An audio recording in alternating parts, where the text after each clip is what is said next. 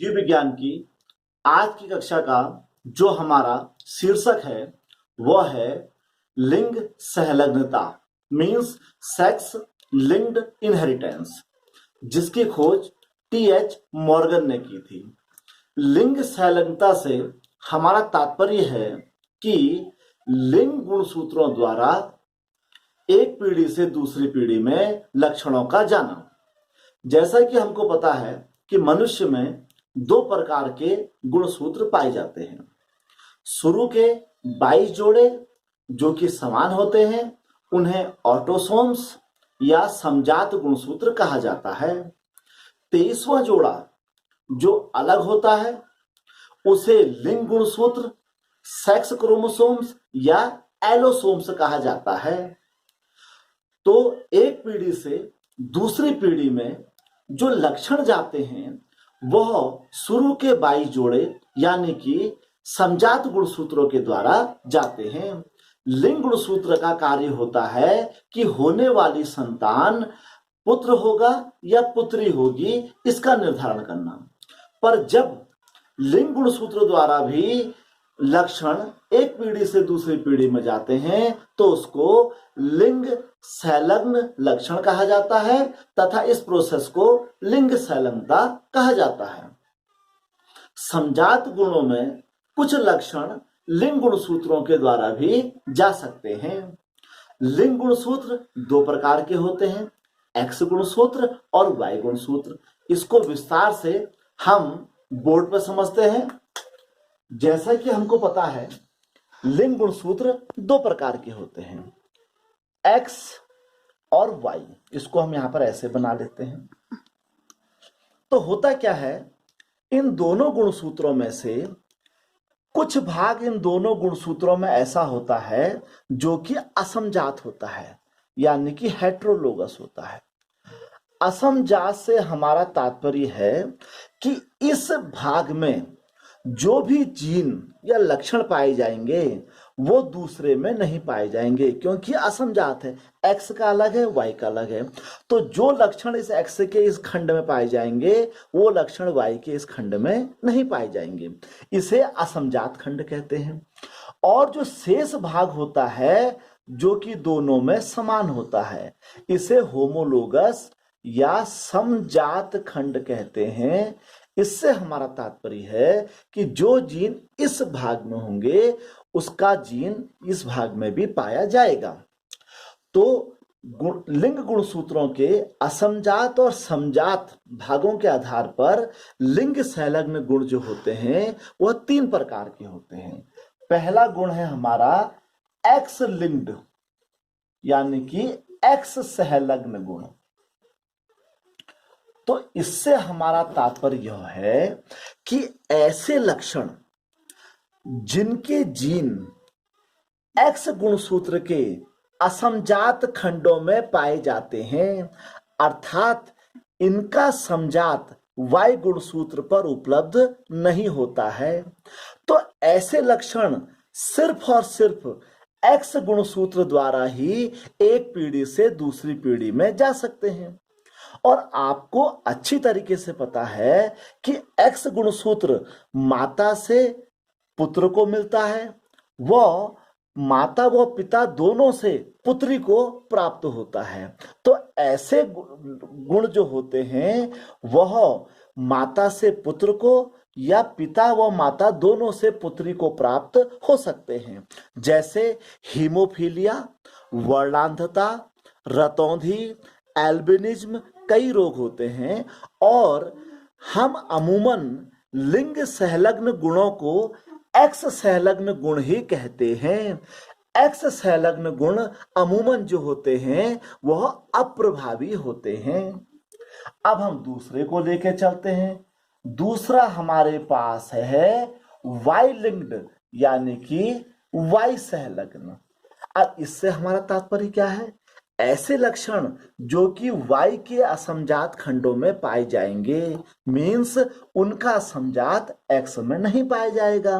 अर्थात ऐसे लक्षणों को सिर्फ Y गुणसूत्र ही एक पीढ़ी से दूसरी पीढ़ी में पहुंचाएगा। और हमको पता है कि Y गुणसूत्र सिर्फ और सिर्फ पिता से पुत्र को प्राप्त हो सकता है, इसलिए ये लक्षण सिर्फ और सिर्फ पुत्र में पाए जाते हैं। ऐसी वंशागति को हॉलैंड्रिक वंशागति भी कहा जाता है, जैसे कर्ण पल्लव में कानों का होना, जिसे हाइपरट्राइकोसिस कहते हैं। अब तीसरा लेके चलते हैं X Y linked. X Y linked से हमारा मतलब है एक्स वाई सहलग्नता। इससे हमारा तात्पर्य है कि ऐसे लक्षण जो एक्स और वाई के समजात खंडों में पाए जाते हैं, अर्थात ये लक्षण एक्स में भी होते हैं और वाई में भी समान प्रकार से होते हैं। अब इसमें हमको एक पॉइंट और क्लियर करना है, वो इस प्रकार है कि जो पुत्री होती है उसके लिंग गुणसूत्रों का जो युग्म होता है वो एक्स एक्स से होता है और पुत्र का एक्स वाई होता है। जैसा कि आपको पता है कि एक्स संलग्न लक्षण जो होते हैं वो अप्रभावी होते हैं।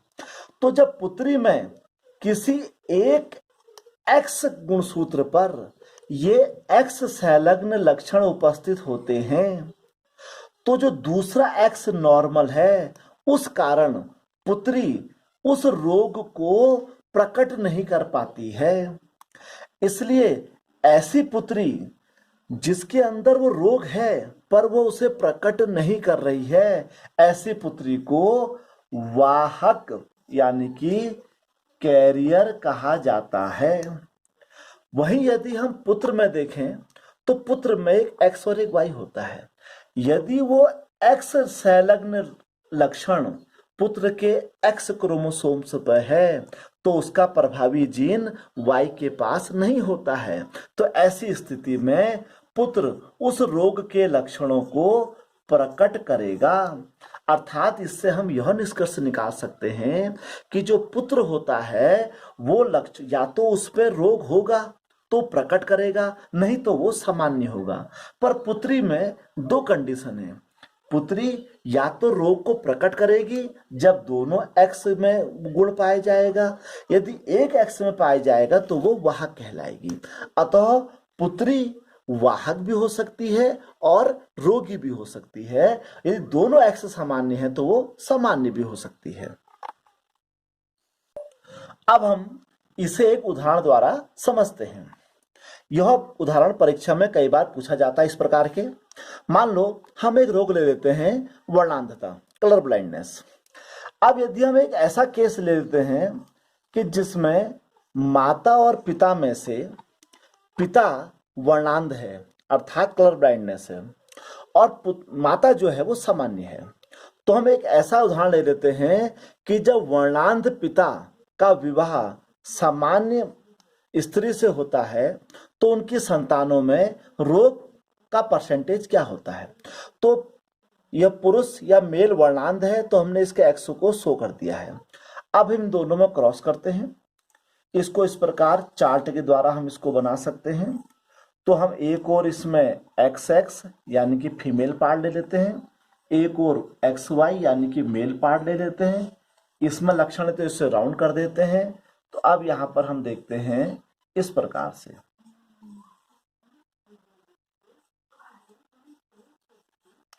तो हम देखते हैं कि जब भी मनुष्य की संतान होती है तो उसमें 50% पुत्री और 50% पुत्र यानी कि 1:1 का अनुपात हमेशा होता है।